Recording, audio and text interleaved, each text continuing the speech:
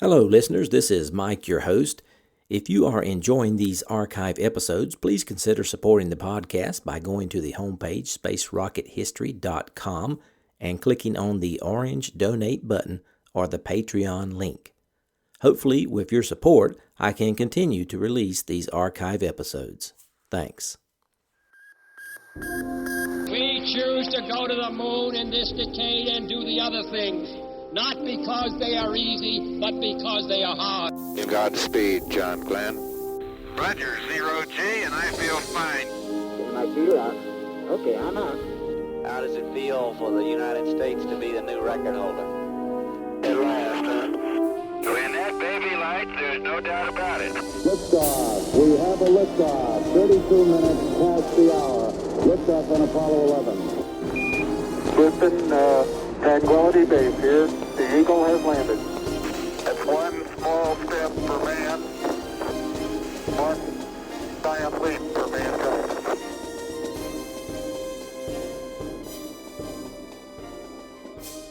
Hello and welcome. This is Michael Annis, and you're listening to episode 167 of the Space Rocket History Podcast. And now, Apollo 8, Coasting Uphill. Last time we left off, Apollo 8 was coasting moonward, and everything inside it, including the 3 astronauts, was weightless. This was the translunar coast phase of the mission. During this phase, Mission Control would stay in continuous communication with the crew. William Anders climbed out of his spacesuit and found a freedom unlike any he had ever experienced. Wearing only a pair of beta cloth coveralls over his long johns, he floated unencumbered. With a push of a fingertip against his couch, he propelled himself slowly past the instrument panel into the lower equipment bay. There, he found enough room to stretch out or to hang inverted with his feet up by the top hatch and his head pointing at the floor. In the lower equipment bay, Anders had enough space to tuck his body into a ball. A nudge against the wall sent him tumbling like an acrobat, magically suspended at the top of his arc. It would have been great fun, but for one thing, it was making him ill. Suddenly, in the midst of his aerobatics, Anders felt a wave of nausea come over him. For years, the NASA doctors had worried about the motion sickness in space, fearing that 0G would confuse the inner ear, which gives the body its sense of up and down. But no astronaut had ever returned from orbit with anything but glowing enthusiasm for weightlessness. Borman and Lovell had spent 2 weeks in 0G with no ill effects. But the command module had something that Gemini didn't. Room to move. The only thing Anders knew was that he needed to be still for a while. But soon he did feel better. Now I want to say a quick word about waste management on the Apollo. For urine collection, there was a hose with a condom-like fitting at one end, which led, by way of a valve, to a vent on the side of the spacecraft. To use this, you roll on the condom, open the valve, and it all goes into the void where it freezes into droplets of ice that are iridescent in the sunlight. One astronaut was asked what the most beautiful sight he saw in space. His answer was, urine dump at sunset. But the urine collector didn't work so well. For one thing, it could be painful. If you opened the valve too soon, some part of the mechanism was liable to poke you in the end of your penis, which tended to prevent you from urinating. And at that point, as if to confirm your worst fears, the suction began to pull you in. Now, you were being jabbed and pulled at the same time, so you shut off the valve, and as the mechanism resealed itself, it caught a little piece of you in it. It only took one time like that to convince you not to let it happen again. Next time, you had a strategy. Start flowing a split second before you turn the valve. But once you begin the urination, the condom sometimes popped off, and out came a flurry of little golden droplets floating around and making your misfortune everyone's misfortune. And, of course, don't forget about the smell. The other part of the waste management system was tucked away in the storage locker. It was a supply of special plastic bags, each of which resembled a top hat, with an adhesive coating on the brim. Each bag had a kind of finger-shaped pocket built into the side of it. When the call came, you had to flypaper this thing to your behind, and then you were supposed to reach in there with your finger. After all, nothing falls without gravity. After that, you had it in the bag, so to speak. There was one last task. Break open a capsule of blue germicide, seal it up in the bag, and knead the contents to make sure they were fully mixed. At best, the whole operation was an ordeal. In the confined space of the command module, your crewmates suffered too. One of the Apollo 7 astronauts said the smell was so bad it woke him up out of a deep sleep. When Sherrall's crew came back, they wrote a memo about it. Quote, "Get naked, allow an hour, have plenty of tissues handy." End quote. Anders saw the memo and heard the stories, and before the mission, he decided he was going to do everything in his power to avoid it. The food on Apollo 8 was specially formulated to produce as little residue as possible, but Anders wasn't taking any chances. He started his own low-residue diet a few days before launch. 6 days was a long time, but he was determined he'd go all the way to the moon and back if he had to. Continuing on with the mission. At T plus 14 hours, Apollo 8 was a third of the way to the moon. But even as Borman, Lovell, and Anders sped moonward, the Earth tried to pull them back, slowing their flight. It was as if they were coasting up a hill, one that became less and less steep as it went along. About 2 days from the present, on the afternoon of December 23rd, Apollo 8 would reach the crest of that hill, the place where the Earth's gravitational influence gave way to the moon's gravitational influence. From then on, Apollo 8 would begin falling toward its destination.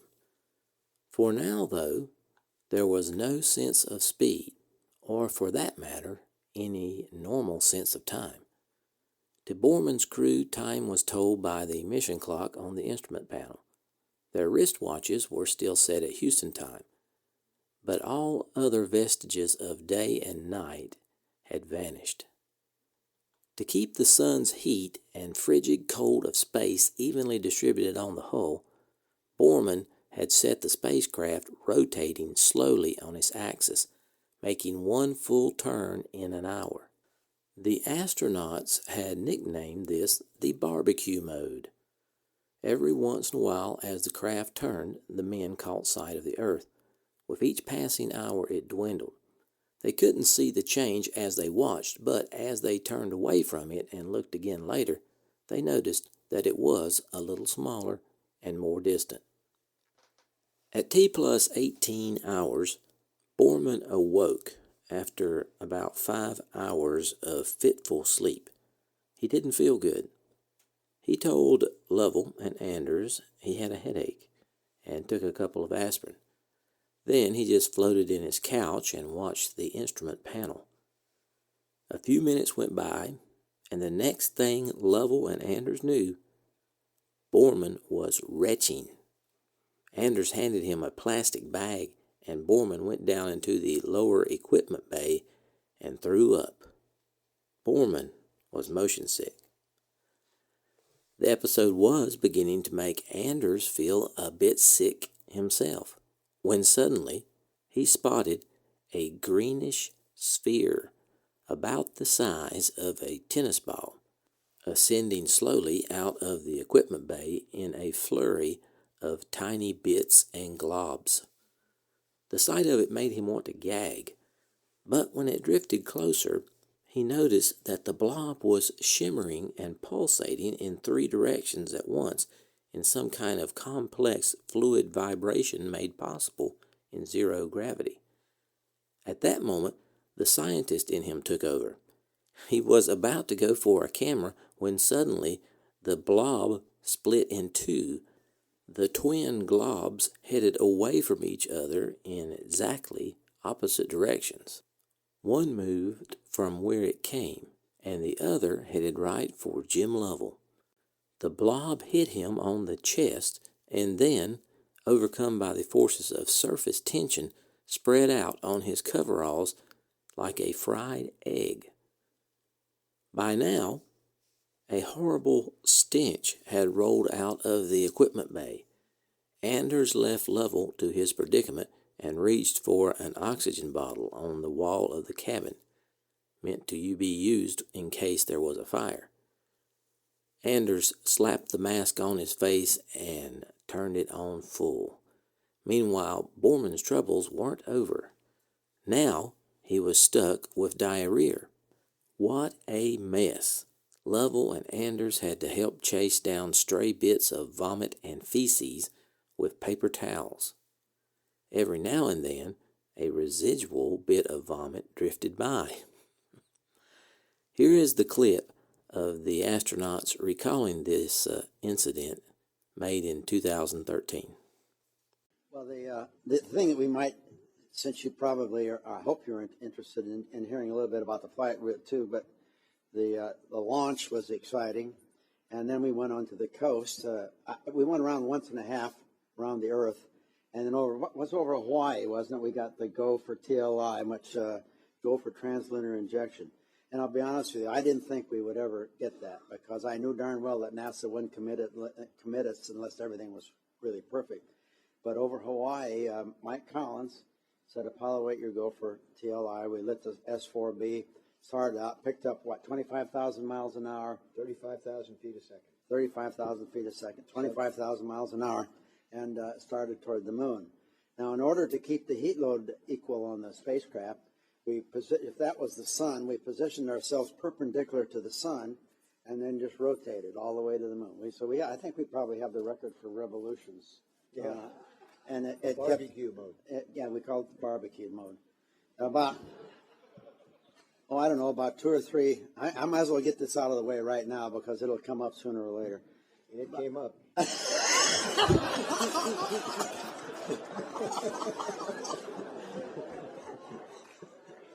I began to feel funny. I'll tell you, it wasn't a bit funny. Jim Lovell and I had flown for 2 weeks, and I'd never gotten sick. I'd never been sick in an airplane, but I really wasn't feeling too good. And so I managed to throw up all over him. And that caused great consternation back on Earth when Anders wanted to squeal on me. I wouldn't let him. So finally he dumped it on the tape, and they read about it. And then 8 hours later, I covered his tail for 8 hours. But interestingly enough, all the scientists, and Dr. Van Allen was convinced that we got fried going through his ionosphere belt. The doctors were going nuts, and they couldn't decide whether or not they were going to abort the mission. They didn't have much to say about it, really. Frank, I have to tell you this right now, but we were going to the moon regardless of what happened. Exactly. That's my point. No matter what they said, we were on our way. Right, Jim had broken out the rubber bag to put him in.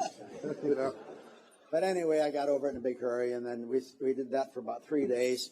And then I'll just talk about inserting it into the. Well, before you go there, Frank. Hey, we're already to the moon here, Frank. I haven't even taken off yet. We need. I'm going to let you talk at the moon.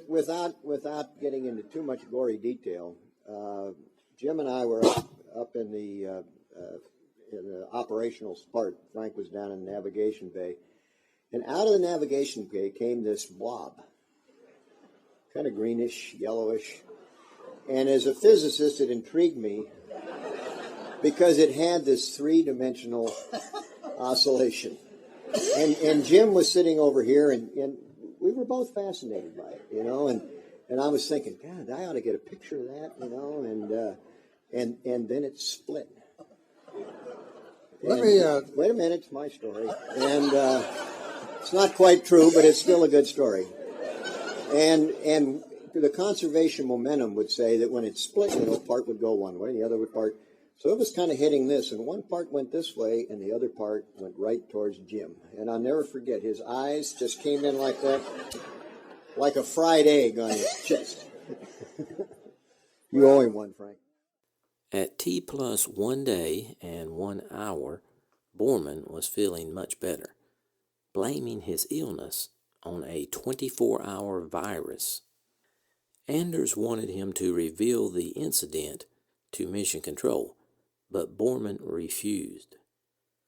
Anders finally convinced his commander to put a short summary on tape. The message could be sent to Earth via a special telemetry channel. That way, no one would hear except the few managers who listened to the tape.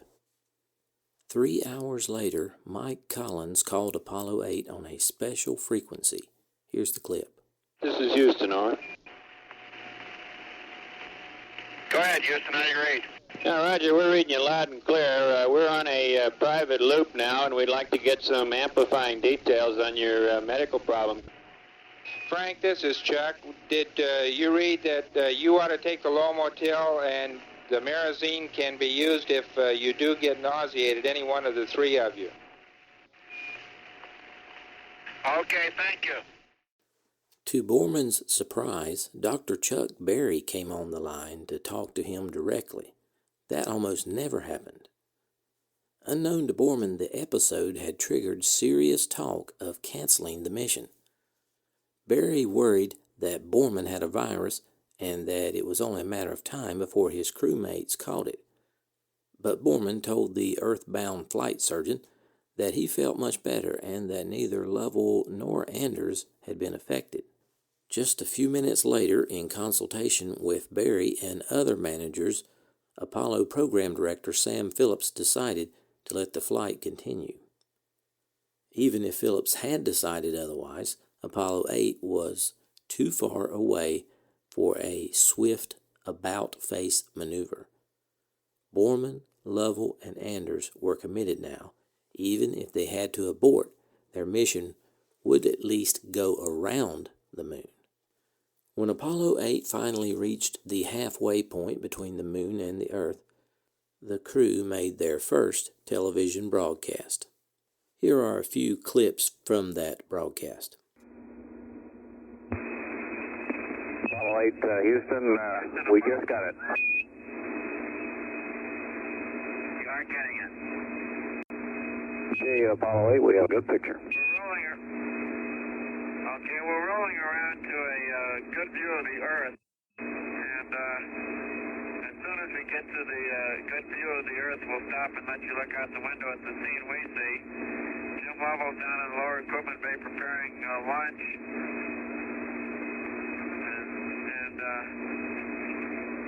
and Bill is holding the camera here for us both. Bill's going to take the camera down the lower equipment bay with Jim. All right. Okay, we're getting a pretty good picture, but if you'd move it a little slower every time you move it around, why it breaks up on the scan.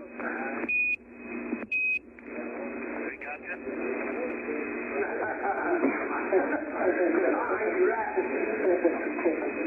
This is known as preparing lunch and doing B-23 at the same time. You've got everybody standing on their heads down here. Oh, has he got it turned upside down? You got the wrong ref mat. We all have our problems. Good.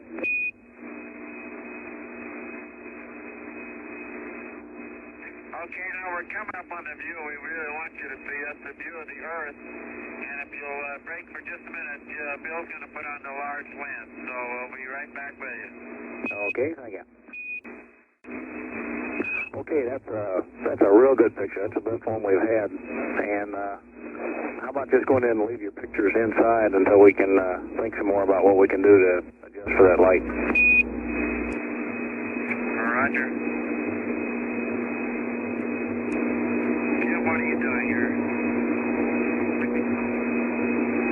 Jim is fixing his dirt. He's making up a bag of chocolate pudding. Jim comes floating by. Bill's coming up from the lower equipment bay.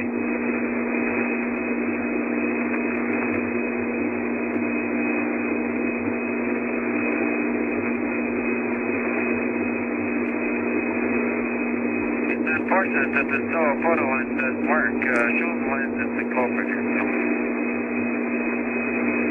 This lens doesn't seem to be working. I can't understand why we're not. Probably the problem with the light transmission through it.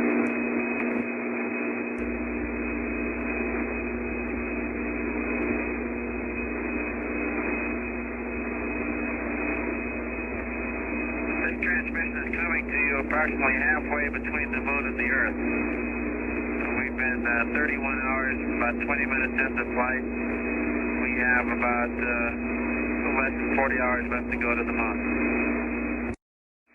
Get a close-up of Jim Lovell, and Bill, you can let everybody see that he's already outdistancing us in the beard race. Kevin's got quite a beard going already. Happy birthday, brother. During the broadcast, Deke Slayton, who rarely came on the air, asked Borman to comment on his health.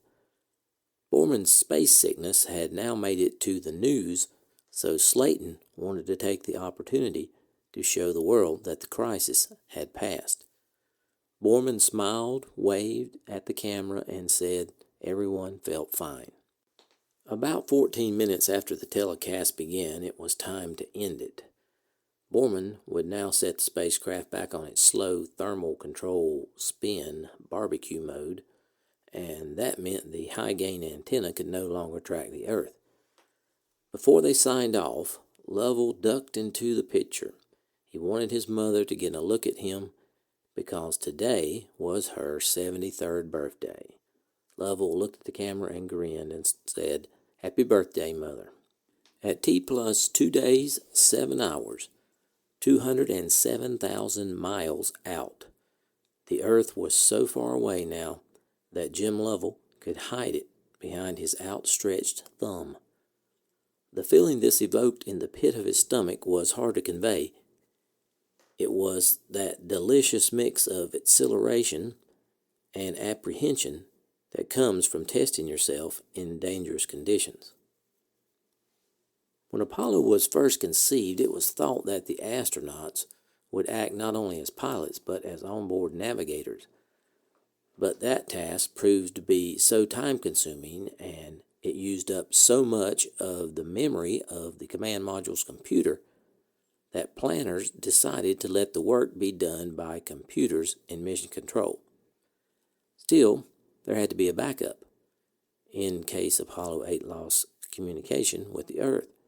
In that contingency, Lovell would use the stars to navigate with the command module's 28-power sextant. He could measure the angle between selected stars and the Earth's edge, enter the data into the computer, and let the electronic brain compute Apollo 8's location relative to the Earth and the Moon. He had already tested his skills with practice star sightings, and the results were within a few thousandths of a degree of perfection. Lovell was proud of his role in the first circumlunar voyage. Here's the clip. Jim, They've just been looking at your marks with respect to accuracy, and they figure they're within a couple thousandths of a degree of the theoretical optimum. Lovell's proficiency in navigating the spacecraft with its onboard optical instruments would eventually earn him the nickname the man with the golden fingers. His speed was such that he would be requested to slow down so that the earthbound machines recording the data could keep up with him. The accuracy of his sightings was virtually flawless, symbolic of the entire mission, a mission so accurate that several of the planned mid-course corrections would be dropped as unnecessary. A few minutes after the second telecast ended, Borman, Lovell, and Anders passed the most significant milestone since leaving Earth, and yet they were completely unaware until Houston mentioned it. At 38,900 miles above the moon, Apollo 8 reached the top of the gravitational hill and crossed over into the lunar gravitational sphere of influence. At that moment, Apollo 8 was traveling only 2,223 miles per hour. But in mission control, craft's flight controllers saw the craft begin to speed up. But the astronauts felt nothing. They saw no change in the visible universe. Outside there was the same dull, starless black. To Anders, the lack of tangible milestones made the voyage seem even longer. At one point, Capcom Jerry Carr asked what they could see, and Anders replied, "Nothing. It's like being in the inside of a submarine." The moon itself was nowhere to be seen. Anders had looked forward to watching it grow even larger as they closed in until it became a huge cratered ball in the sky. But he had not seen the moon once on the whole trip out, not even a glimpse. Because of Apollo 8's angle of approach, the moon was lost in the sun's glare. It was really an act of faith for Anders even to convince himself that when the spacecraft arrived, that the moon would really be there.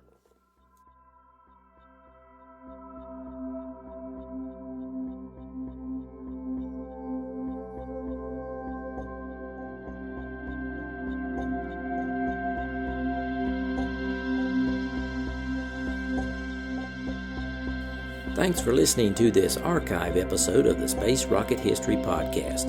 If you are financially able, please support the podcast by going to the homepage, spacerockethistory.com, and clicking on the orange donate button or the Patreon link. Thanks.